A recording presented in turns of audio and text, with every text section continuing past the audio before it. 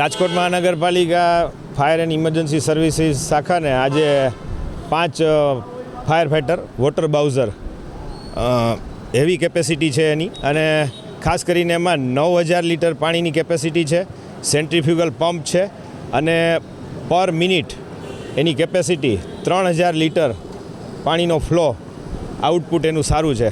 એટલે ક્યાંય મોટી આગ લાગી હોય અને વધારે પાણીની જરૂરિયાત હોય અને આગ બુઝાવવાની કામગીરીમાં એનું મોનિટર છે કે એના જે કાંઈ આપણા સાધનો છે એ અદ્યતન છે અને ખૂબ સારી જેને કહેવાય કે બધી સગવડતા અને આધુનિક ફાયર ફાઇટર લોકાર્પણ થયા છે.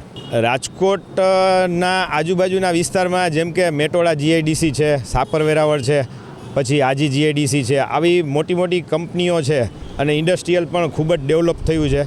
તો આ જે હેવી કેપેસિટીના વોટર બાઉઝર છે તો પાણીની જ્યાં જરૂરિયાત વધારે હોય ત્યાં આ ફાયર ફાઇટર જાય તો ઝડપથી આગ બુઝાવવાની કામગીરી પણ થઈ શકે અને પાણીની જે ખાસ વધારે જરૂરિયાતને ધ્યાને લેતા આમાં 9000 લીટર પાણીની કેપેસિટી છે, એટલે એ રીતના પણ ઘણો ફાયદો થાય અને આગ બુઝાવવા માટે પાણીનો સંગ્રહ જે વધારે પ્રમાણમાં જોઈતો હોય તો એ આ ફાયર ફાઇટર દ્વારા પૂરો પાડી શકાય. રાજકોટ મહાનગરપાલિકા દ્વારા આજે ફાયરની અંદર 5 વોટર બાઉઝર ફાયર ફાઇટરનું 4.98 કરોડના ખર્ચે આજે 5 ફાયર ફાઇટર છે એ રાજકોટ મહાનગરપાલિકાને આજે અર્પણ કરેલ છે. આ ફાઇટરો દ્વારા જ્યાં પણ આગ લાગેલી હોય તો ઝડપથી અને નાની એવી શેરીઓમાં પણ ઝડપથી કામગીરી કરી શકાય એવા આ આધુનિક ટાઈપના ફાયર ફાઇટર રાજકોટને આજે અર્પણ કરેલ છે. રાજકોટ જ્યારે મહાનગર છે ત્યારે દિવસે ને દિવસે ખૂબ વધારો થતો જતો હોય છે. ગ્રામ્ય પણ રાજકોટ મહાનગરની અંદર પડેલા હોવાથી રાજકોટ મહાનગરનો વિસ્તાર ખૂબ મોટો અને વ્યાપ્ત થઈ ગયો છે.